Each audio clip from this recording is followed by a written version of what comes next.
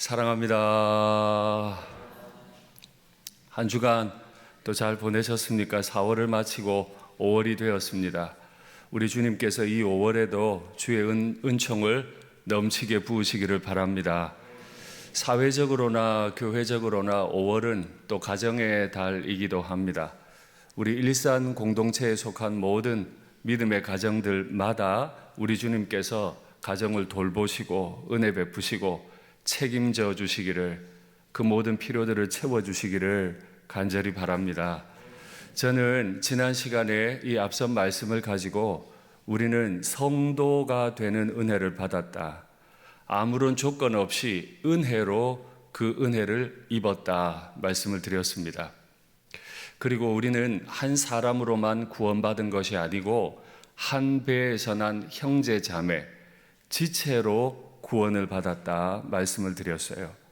그래서 우리는 하나님 앞에 사역을 할 때 사역의 원리가 한 배에서 난 형제 자매가 서로 사랑하듯, 사랑이 사역의 원리입니다. 은혜로 구원을 받았으니 은혜가 사역의 원리예요. 그렇기 때문에 교회 안에서 은혜와 사랑, 이 원리를 제외한 나머지 원리는 매우 부차적이고 이 원리들을 넘어설 수 없는 줄로 압니다. 그것이 우리에게 베푸신 은혜요, 또 교회가 소명을 감당하는 방법이에요. 에베소서 강해가 진행되는 동안 내가 사역을 열심히 하는데 내 사역의 원리가 과연 하나님께서 내게 베푸신 조건 없는 한량 없는 은혜에 따른 것이었는지, 형제를 지극히 사랑하는 마음을 따라 한 것이었는지, 그냥 내 생각대로, 내 판단대로, 내 경험대로 한 것이었는지 깊이 고민하시는 은혜가 있으면 좋겠습니다. 그래서 우리 모두가 하나님의 은혜를 따라, 하나님의 사랑을 따라 사역하는 그런 교회가 되면 좋겠습니다. 오늘 말씀의 제목은 교회가 감당해야 할 정말 엄청난 일이라 했습니다. 교회는 그냥 친목단체가 아닙니다. 교회 열심히 다니면서 나 한 사람 구원받는 게 아니에요. 어떤 의미 있는 사역 감당하기 위해 부름받은 공동체가 아닙니다. 교회는 정말 감당할 수 없는 엄청난 일을 위해 부름받은 사람들, 그리고 그들의 모임인 줄 믿습니다. 그런데 우리가 어떻게 그 일을 감당할 수 있을까요? 지난주에 7절을 잠깐 언급하면서 다음 시간에 7절부터 다시 읽고 말씀을 드리겠다 말씀드렸어요. 교회의 정체성은 내가 복음의 일꾼이 되었노라 한 것입니다. 교회는 이 땅에 왜 있다고요?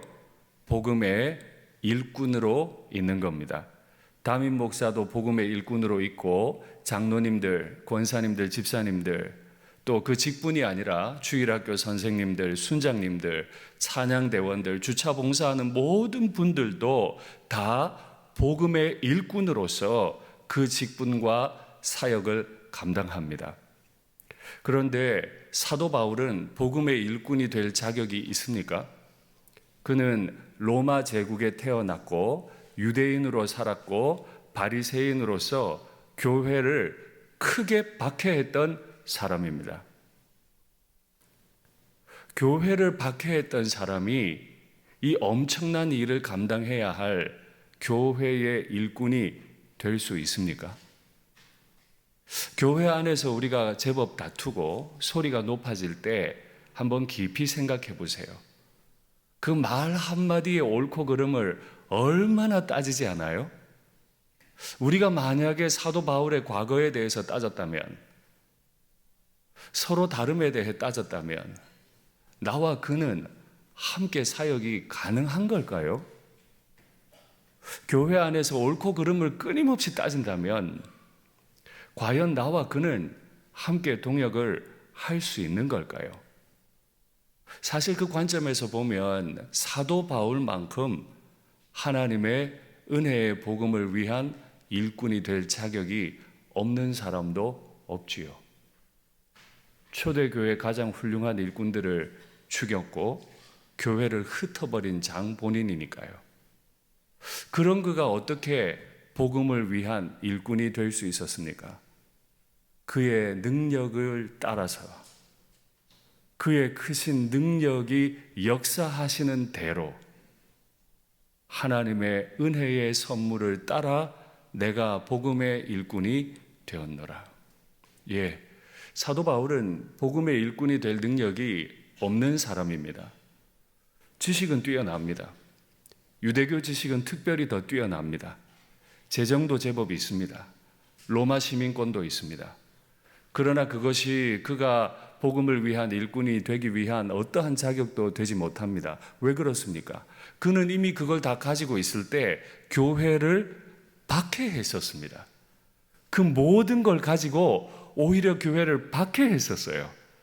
모든 걸 가지고 교회를 박해했는데 그 모든 게 복음의 일꾼을 위한 자격이 될 수 있나요? 없잖아요. 그런데 어떻게 그 동일한 것을 가지고 그때는 교회를 깨트리는 자가 되었는데 지금은 복음을 위한 일꾼이 될 수 있었습니까? 그의 능력이 역사하시는 대로. 그는 복음의 일꾼이 될 능력이 전혀 없었습니다.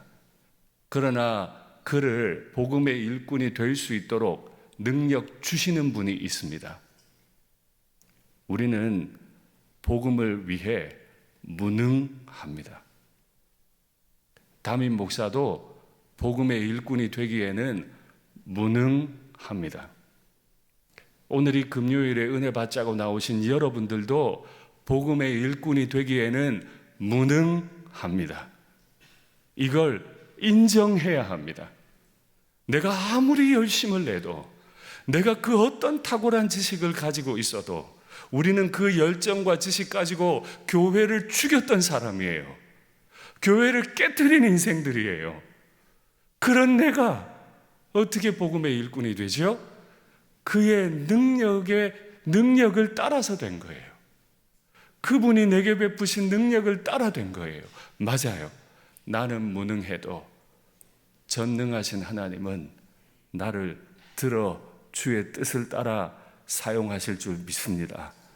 이것을 날마다 확인하는 사람들이 그리스도의 일꾼, 복음의 일꾼이 되는 줄 믿습니다. 예, 우리에게 능력 없음을 확인하는 이 금요 기도의 시간이 되면 좋겠습니다. 함부로 꿈꾸지 마시고, 함부로 비전을 갖다 세우지도 마시고, 내가 행할 수 없는, 내게 능력도 없는데 대단한 일을 할 수 있는 것처럼 착각하지 마시고 차라리 이 금요 기도회 때 하나님, 교회를 섬길 능력이 나는 없습니다.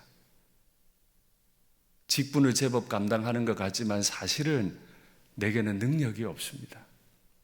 차라리 하나님, 이 무능한 나에게 하나님 아버지께서 능력을 베풀어 주시옵소서 기도하는 것이 좋겠습니다. 사도 바울이 복음의 일꾼이 될 수 있었던 두 번째 이유는 그에게 복음의 일꾼이라는 게 어떤 자격으로 온 것이 아니라 은혜의 선물로 왔기 때문입니다.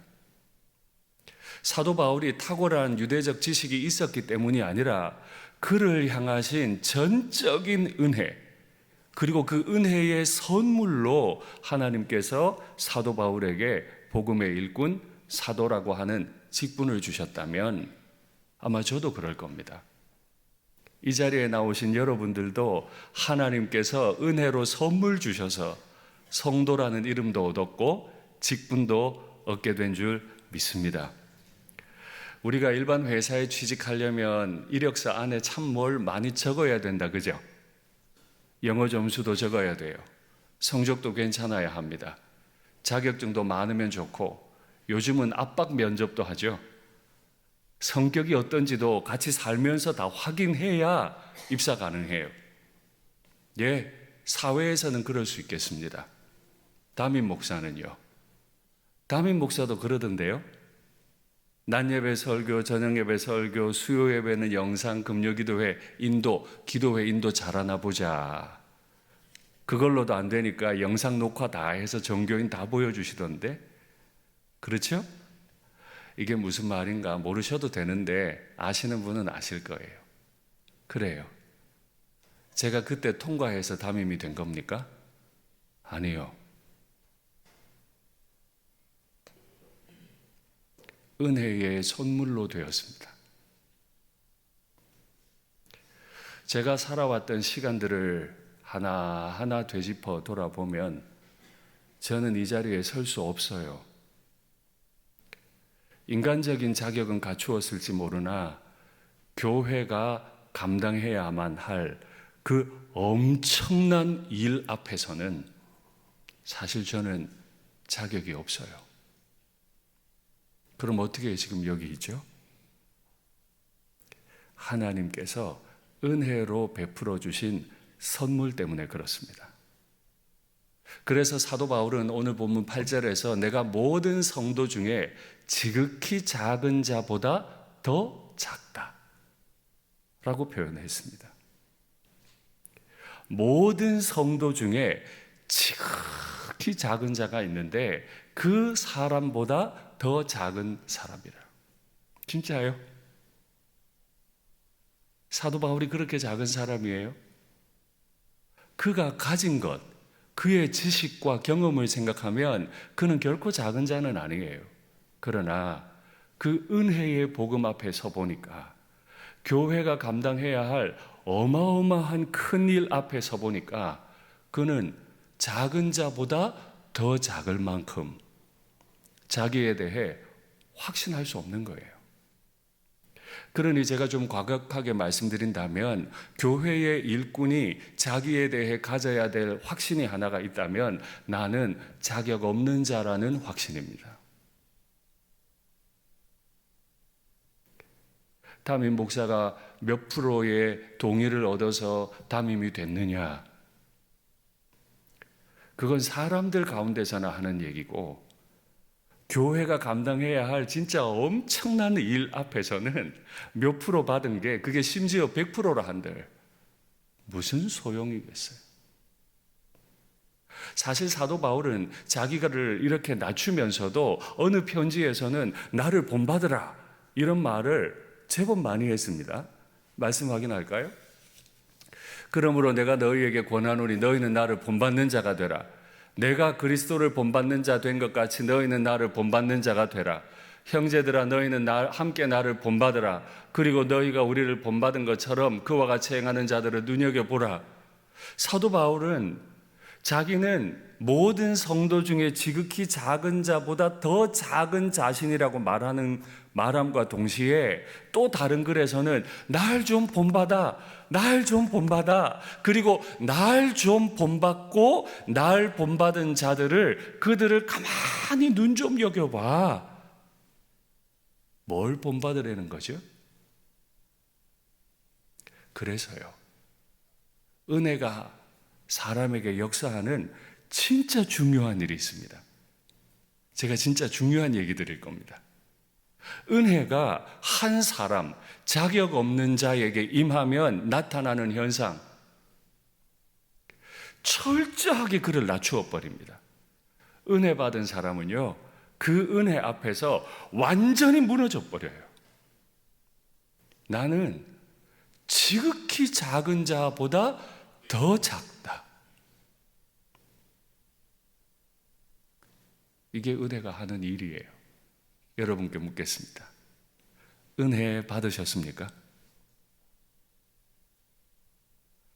은혜 받으셨습니까? 은혜 받으시면 나타나는 첫 번째 현상이 뭐라고요? 다 무너지는 거예요. 내가 지금까지 쌓아왔던 모든 것이 아무것도 아닌 것이 되는 경험을 하는 겁니다. 은혜 받으면 나타나는 두 번째 현상. 은혜는 그렇게 무너져 버린 사람을 다시 일으켜 세워서 본받을 만한 사람이 되게 만드는 줄 믿습니다. 사도 바울이 그 두 가지 은혜를 경험한 거예요. 엄청난 일 앞에 서 보니까 자기는 죄인의 괴수고 모든 성도 중 가장 작은 자보다 더 작은 자라고 자기에 대한 확신이 완전히 무너져 버렸어요. 그런데 은혜를 계속 받으며 살아가다 보니까 그 복음이, 그 은혜가 자신을 막 세워가요. 이 세워가는데 심지어 복음의 일꾼이 되고, 나중에는 사람들에게 나를 좀 본받아 봐, 그리고 날 본받은 사람을 눈여겨 좀 봐 라고 말할 수 있게까지 되었다. 하나님께서 담임 목사에게 이 은혜 주시기를 원합니다. 하나님께서 이 은혜를 우리 일산교회 교우들에게도 함께 주시기를 간절히 기도합니다. 그러면 하나님이 이 일을 왜 허락해 주셨습니까? 이를 위하여 했는데 내가 무엇을 위해 복음의 일꾼이 되었습니까? 측량할 수 없는 그리스도의 풍성하심을 이방인에게 전하게 하시고 비밀의 경륜의 어떠함을 드러내게 하려 하심이라. 내가 복음의 일꾼이 된 건요, 그리스도의 풍성함을 드러내기 위해서래요. 내가 교회의 일꾼이 된 건, 일산교회 담임 목사가 된 건, 일산교회 장로님 되신 거, 일산교회 권사님, 집사님 되신 건, 일산교회 교사와 순장님이 되신 건 측량할 수 없는 그리스도의 풍성함을 드러내기 위해서라. 그리스도는 풍성한 분이십니까? 예. 그는 인색하지 않으셨습니다. 그는 죄인의 괴수와 같은 나를 구원하는데 모자람이 전혀 없으셨습니다. 심지어 이방인과 유대인을 하나로 만들어버릴 만큼 그의 품은 넓었습니다. 효용 가치가 별로 없는 여성을, 그 권위를 매우 높여주었습니다. 어린 아이를 매우 권위를 높여주었습니다. 상전과 종의 경계를 허물어 버렸습니다. 그리스도라고 하는 이 그릇은요, 모든 걸 담아낼 수 있는 풍성한 그릇이었습니다. 또 그리스도의 풍성함은 저의 말로 다 표현할 수 없는 악한 죄까지 다 담아낼 수 있는 그릇이었습니다. 그거 경험하고 계시잖아요. 그 풍성함이 아니었다면 우리 따위가 어떻게 천국을 꿈꿀 수 있겠습니까? 우리같이 지저분하고 날마다 하나님 앞에 이렇게 하겠습니다 작정해 놓고 제대로 하지 않는 우리가, 내 가족도 한 형제된 지체도 제대로 사랑하지 못하는 우리가 무슨 이방인들을 사랑하고 열방을 사랑한단 말입니까? 이렇게 감당할 수 없는 죄인인 우리를 당신의 품에 다 품으실 만큼 그리스도는 풍성한 분이십니다. 그런데 이 풍성함 앞에 수식어가 붙었죠. 측량할 수 없는 풍성함이라. 이 단어의 뜻은 정확히 표현하면 바닥을 알 수 없을 만큼 깊다는 뜻입니다. 요즘은 깊이를 측량할 수 있는 도구들이 많아서 바다가 얼마나 깊은지, 호수가 얼마나 깊은지, 계곡이 얼마나 깊은지 잘 측량할 수 있습니다. 그러나 2000년 전엔 그렇지 않아요. 다만 표현할 때 바닥을 알 수 없을 만큼 깊어, 이러면 진짜 억수로 깊다는 뜻이죠. 제가요 2014년에 부산항 대교를 건넌 적이 있습니다. 부산항 대교가 2014년에 완공이 됐거든요. 혹시 부산항 대교를 운전해서 건너보신 분 계세요? 제가 그때 가족들을 데리고 부산으로 휴가를 갔었어요. 제가 운전을 해 가는데 이 새로 난 도로였는데 그 도로 위로 딱 올라서는데요. 정말 이 손에 땀이 나고 막 심장이 쿵쾅거리고 그냥 내리고 싶더라고요. 부산항 대교 나중에 한번 인터넷에서 찾아보시면 정말 멋지고 예쁜 다리입니다. 근데 문제는 그 다리로 올라가는 램프가 경사가 너무 커서 운전하느라고 딱 그 램프 위에 올라가면 밑에가 안 보여요. 위로만 올라가는 거예요. 근데 이 커브를 돌 때 아래가 안 보이니까 내가 지금 어디에 있는지 알 수가 없어요. 그래서 제 마음에는 그냥 브레이크 밟고 서고 내리고 싶더라고요. 얼마나 고통스럽게 그 짧은 램프를 올라갔는지 몰라요. 덜덜덜덜 떨면서 그 다리를 건너고요. 조금 더 가면 광안대, 정말 큰 광안대교가 나오잖아요. 근데 거기를 못 건너겠더라고. 그 넓은 다리를.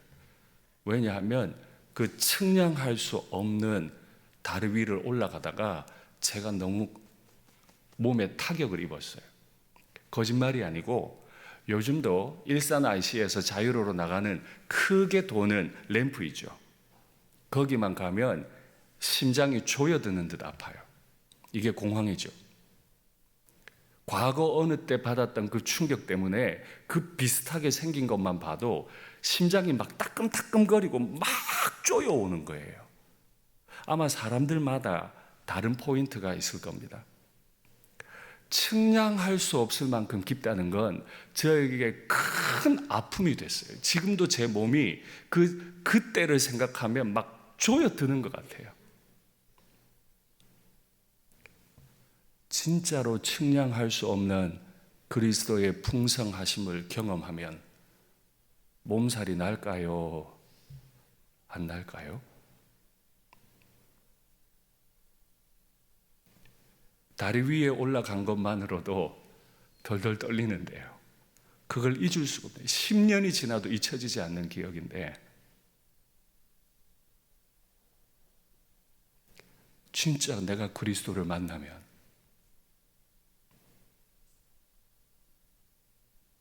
나 같은 인생을 구원하시고 그 영원한 천국으로 데리고 가시겠다고 하시면 나 같은 죄인을 위해 골고다 언덕에 올라주신 그 측량할 수 없는 사랑 앞에 내가 서면요 상처되지 않겠습니까?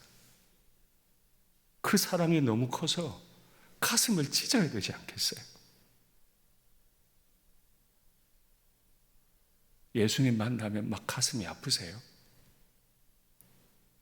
예수님 만나면 도저히 예수님 못 쳐다보고 막 엎드리고 싶으세요? 예배에 나오면 내가 잘 준비한 예배 같으세요? 아니면 감당할 수 없는 예배세요? 그 앞에 설 때마다 내가 얼마나 연약한 존재인지, 내가 그 램프 위에 올라갈 수 없듯 내가 그 천국으로 올라갈 수 없는 자라는 게 너무 깊이 깨달아져서 너무 가슴이 심장이 아프도록 그렇게 예수님을 알고 계세요?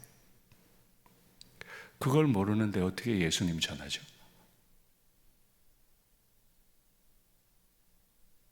어떻게 전해요? 그걸 모르는데.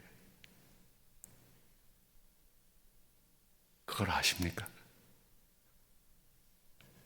더 이상 내가 성도로 살아가지 못하겠구나.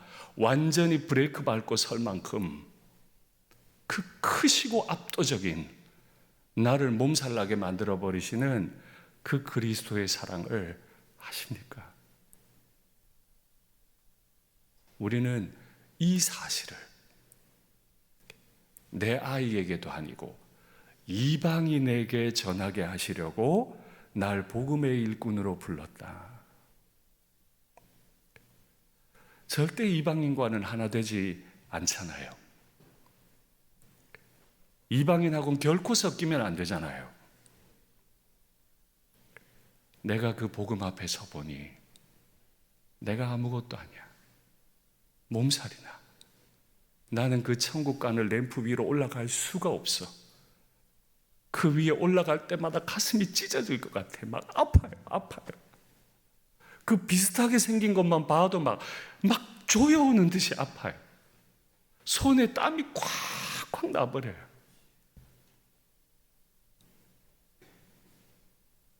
교회를 그렇게 섬기고 계세요? 복음을 그렇게 전하고 계세요? 내가 아무것도 아닌 걸 알게 돼버려서 내가 유대인인 것도 아무것도 아닌 거예요. 내가 아무것도 아니니까. 그래서 나는 이방인에게도 이 엄청난 복음을 거리낌 없이 전할 수 있게 된 것입니다. 뿐만 아니라 비밀의 경륜.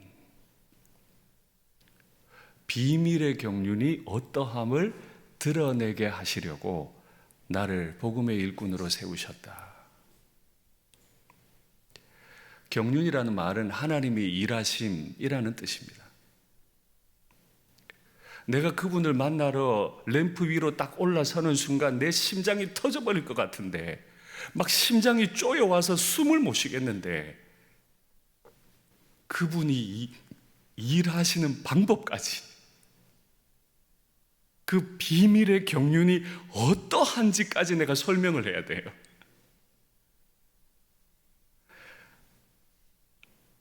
이 한 구절이 이해가 되십니까? 그 앞에 설 수도 없는 분인데 그분이 어떻게 일하시는지까지, 그 비밀스러운 일하심까지도 내가 어떠한지 드러내는 자로 부름받았다. 이게 교회의 핵심 아닙니까? 그래서 교회는 정말이지 거룩하고 지극히 높고 존귀한 공동체가 아닙니까? 우리는 아무것도 아니에요. 담임 목사도 아무것도 아니고 여러분들도 아무것도 아니에요. 그런데 우리가 부름받은 목적이 그리스도의 풍성하심, 그 비밀의 경륜을, 그게 어떠한 것인지를 드러내는 자로 부름받았기 때문이라는 겁니다. 그러면 왜 비밀이라 했을까요? 우리가 알 수 없는 거니까. 사도 바울이 유대인으로 바리새인으로 그렇게 평생을 살았어도 전혀 알 수 없었던, 구약 성경을 통달을 하고 있었어도 전혀 깨닫지 못했던, 그래서 비밀 아닙니까? 이 비밀의 경륜이 어떠하심을 나타내게 하시려고. 교회는 이 비밀의 경륜을 어디까지 전할까요? 말씀 볼까요? 이는 이제 교회로 말미암아. 하나님이 이 교회를 왜 세우셨는가 하면, 왜 교회로 은혜롭게 부르시고 소명 주셨는가 하면, 하늘에 있는 통치자들과 권세들에게 하나님의 각종 지혜를 알게 하려 하심이니. 저거 번역 잘못된 거 아니에요? 땅에 있는 통치자들과 권세들에게라고 해야 되는 거 아니에요? 땅에 있는 교회니까 땅에 있는 존재들에게 알려야 되는 거 아니에요? 근데 성경은 말해요. 교회를 통해서, 교회로 말미암아 하늘에 있는 통치자들과 권세들에게 하나님의 각종 지혜가 어떤 건지 알게 하려 하심이라. 이게 막 점입가경이에요. 지금 하나님 앞으로 가는 램프 위에 서지도 못하는 덜덜덜덜 떠는 사람한테 비밀의 경륜이 어떤지, 하나님의 각종 지혜가 어떤 건지를 하늘에 가서 이야기하는 존재가 교회래요. 제가 저거를 어떻게 설명할 수 있죠? 곧 영원부터 우리 주 그리스도 예수 안에서 예정하신 뜻대로 하신 것이라.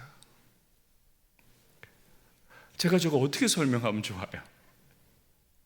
하늘에 있는 권세들, 천사와 마귀를 말합니다. 하나님 앞에 서지도 못하는데, 하나님 앞에 서면 심장이 터져버릴 것 같은데, 온몸이 경직되어 버리는데, 그분의 비밀스러운 일하심과 그분의 모든 지혜를 딱 내가 들고는 하늘로 올라가는 거예요.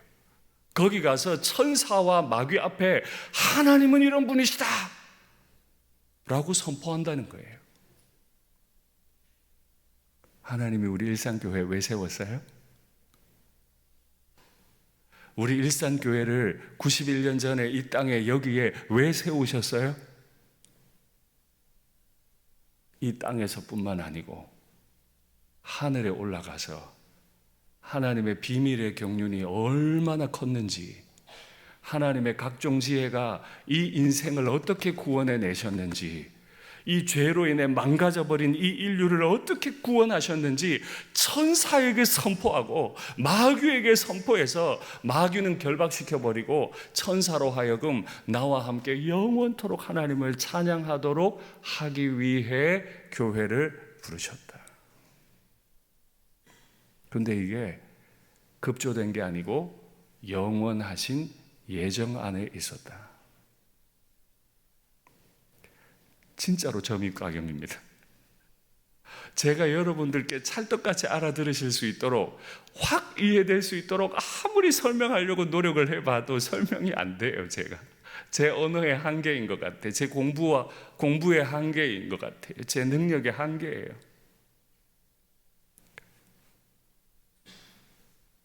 어떻게 해야 내가 교회로서 이 사명을 이룰 수 있을까요?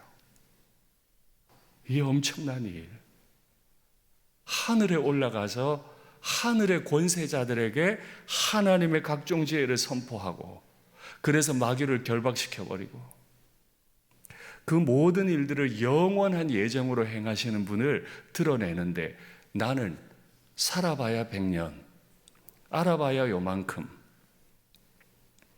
요만큼밖에 못 살고 요만큼밖에 모르는 내가 어떻게 하늘까지 올라가서 영원한 작정을 이루어 가시는 하나님을 선포한단 말이죠. 가능한 얘기입니까? 그래서 그 앞에 서면요, 날마다 심장이 아파요. 그 램프 위에서 더 올라가야 할지 말아야 할지 벌벌벌벌 떱니다. 지금도 그게 저에게 영적인 흉터로 남아서 비슷한 위치에만 가도 심장이 조여와요. 브레이크가 밟히지 않을 수가 없어요. 진짜로 그래요. 제가 요즘 일이 있어서 그 일산 IC 이렇게 돌아가는 곳에 몇 번을 탄 일이 있는데요, 계속 그래요. 그걸 보기만 해도 벌써부터 막 박동이 빨라지고, 그 위에 딱 올라가면 손에 땀이 쫙 나. 하나님 이렇게 만나고 계세요? 하나님 그렇게 만나고 계세요? 그리스도의 피만 있으면 모든 게 편안해집니까? 그 사랑이 너무 커서, 그 사랑 앞에서 감당할 수가 없어서 힘이 들어야 맞죠. 그러면 어떻게 우리는 그 소명의 길로 걸어갑니까? 말씀 볼까요? 우리가 그 안에서 그를 믿음으로 말미암아 담대함과 확신을 가지고, 믿음과 확신이라는 말은 2번 번역이 된 겁니다. 그래서 믿으면 나타나는 결과 첫 번째, 담대함을 가지는 겁니다. 뭐라고요? 우리가 예수님 잘 믿으면 나타나는 결과가 담대함을 가질 수 있습니다. 2번째, 하나님께 나아감을 가질 수 있습니다. 그런데 저 담대함을 가짐, 하나님께 나아감을 가짐, 이 현재형으로 되어 있어요.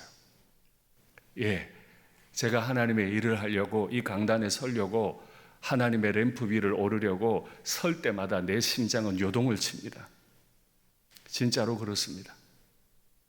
오늘도 6층 제 목양실에서 양복을 걸치면서 호흡 연습했습니다. 진짜로 그랬습니다. 설교만 하려고 하면 막 심장이 뛰어서 어떻게 하지를 못하겠으니까 호흡을 얼마나 내쉬다 왔는지 모릅니다. 자꾸 그게 저의 죄악들, 저의 부족함들이 자꾸 생각이 나서 저를 너무 힘들게 해요. 저를 자꾸 힘들게 하는 만큼, 제가 램프 위로 올라가야 하는 만큼 제가 믿으면 그 담대함도 동일하게 하나님이 제게 계속 주신대요. 할렐루야. 제가 그 램프에서 서버리지 않을 수 있는 방법, 믿는 것입니다. 그리스도의 피가 내 모든 죄로부터 나를 깨끗하게 하셨다. 나는 하나님 아버지 앞에서 전적으로 무능력하지만 성령의 능력이 나를 덮으시면 나는 이 일을 할 수 있을 거다. 믿으면 매 순간마다, 램프를 오를 때마다 하나님이 담대함을 주신답니다. 그리고 하나님 앞에 갈 수 있는 확신도 계속 가질 수 있게 해주신대요. 예수님 잘 믿게 되면 좋겠습니다. 우리 예수님 잘 믿는 사람 되면 좋겠습니다. 우리를 부르심은 너무너무 엄청난 일입니다. 그 앞에 우리는 합당하지 않아요. 그 부르심의 길을 간다고 하는 건 우리에게 큰 아픔을 줍니다. 그러나 믿을 때 담대함을 주시는 줄 믿습니다. 아멘. 잘 믿어서 그 소명의 길을 걸으면 어떻게 될까요? 말씀 보죠. 그러므로 너희에게 구하노니 너희를 위한 나의 여러 환난에 대하여 낙심하지 말라. 이는 너희의 영광이니라. 램프 앞에서 이 길을 가야 할지 말아야 할지 고민합니다. 왜냐하면 내 심장이 너무 아파서요. 온몸에 힘이 다 빠져서요. 그런데 믿으니까 담대함을 주세요. 계속 갈 수 있게 해주세요. 믿음을 따라 걸어갔더니 세상에 나에게 환난이 옵니다. 그래서 지금 사도 바울은 믿음의 결과로 로마 감옥에 갇혀 있습니다. 믿을까요? 말까요? 이걸 아는데 그 램프 위를 하나님의 힘을 받고 걸어 올라갈까요? 말까요? 예수 잘 믿으면 옥에 갇히는데 어떻게 예수 잘 믿고 환난을 당하시겠습니까? 아니면 그 램프 위에서 돌아서서 내려가서 환난 안 당하고 사시겠습니까?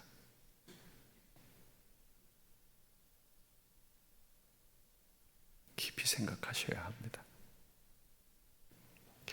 어제 국민일보 신문에 보니까 북한에 억류되어 있는 선교사님 3분 기사가 또 나왔어요. 아주 오랫동안 억류되어 계세요. 우리는 백광순 선교사님 위해 기도하고 있는데 어제 신문에 북한에 8년, 10년 가까이 억류되어 계신 선교사님들 이름 3분이 쫙 나오는데요. 그 길을 내가 안다면 갈 수 있겠습니까?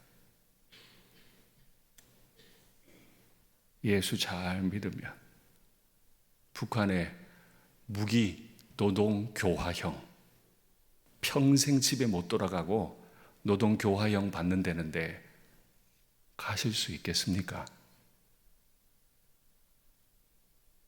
가실 수 있겠습니까? 저는 지금 여러분에게 갈 수 있습니다라는 답을 요구하는 게 아닙니다. 오히려 그 램프 앞에서 잠시 멈춰보라는 겁니다. 그 램프 앞에서 내가 지금 뭘 해야 하는지를 생각해 보시라는 겁니다.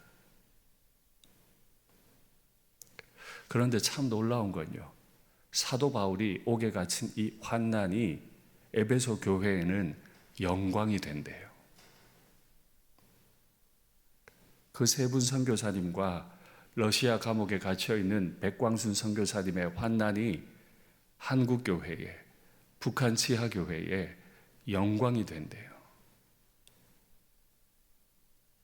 사도 바울은 그래서 옥에 갇힌 시간이 낭비가 아니었습니다. 옥에 갇혀 있었기 때문에 성경도 쓸 수 있었습니다. 그리고 그가 옥에서 나오는 날 혹은 옥에서 죽는 날 하나님은 그를 통해 말할 수 없는 영광을 받으시는 거죠. 그러면 옥에 갇힌 분은 영광을 받을 거니까 그 영광을 누리는 도구가 되었으니까 기도하지 말까요?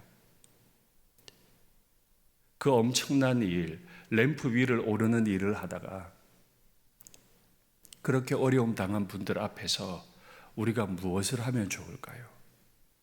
그의 제자에게 쓴 편지를 확인하죠. 그러나 내가 긍휼을 입은 까닭은 은혜죠, 은혜. 모든 성도 중에 지극히 작은 자보다 더 작은 내가 긍휼을 입은 까닭은 예수 그리스도께서 내게 먼저 일체 오래 참으심을 보이사 그리스도께서 하나님의 램프 위를 올라가셨어요. 그래서 환난을 당하셨어요. 주를 믿어 영생을 얻는 자들에게 본이 되게 하려고 내게 보이셨다. 예수님이 하나님의 램프 위로 올라가서 환난을 당하시고 사도 바울도 그 램프 위로 올라가서 환난을 당하고, 그리고 거기서 끝이 아니고 사도 바울 뒤를 따르는 모든 교회들에게 본이 되게 하려 하심이라. 그러면 교회도 램프 위로 올라가야 합니다. 영원하신 왕 곧 썩지 아니하고 보이지 아니하고 홀로 하나이신 하나님께 존귀와 영광이 영원 무궁하도록 있을지어다. 아멘. 옥에 갇혀서도 지금까지 이 자격 없는 자를 붙드시고 사용해 주시는 그 하나님 아버지 바라보고 있으니까 그 아버지의 존귀와 영광이 얼마나 압도적인지, 지금도 그 앞에서 내가 한 일은 아무것도 아니어서, 진짜로 내가 아무것도 아니어서 그저 하나님의 은혜의 처분에 나를 맡기고 하나님을 향해 찬양하는 사람이 되어 있습니다. 예수 믿고 복 받았다. 귀한 일입니다. 우리 성도들께 그런 간증이 많으면 좋겠습니다. 그러나 또한 예수 믿고 환난 당했는데 그 환난이 영광이 되었다. 이 간증은 더 많으면 좋겠습니다. 말씀을 맺겠습니다. 우리는 복음의 일꾼이 되기에는 무능력합니다. 그러나 하나님은 내 무능력을 덮고도 남을 만큼 전능하신 능력을 가진 분이심을 믿습니다. 그 하나님의 조건 없는 은혜가 나를 이 엄청난 목적 가운데로 이끄시고 이 연약한 인생을 가장 존귀하고 아름답게 사용해 주실 것을 믿습니다. 아멘.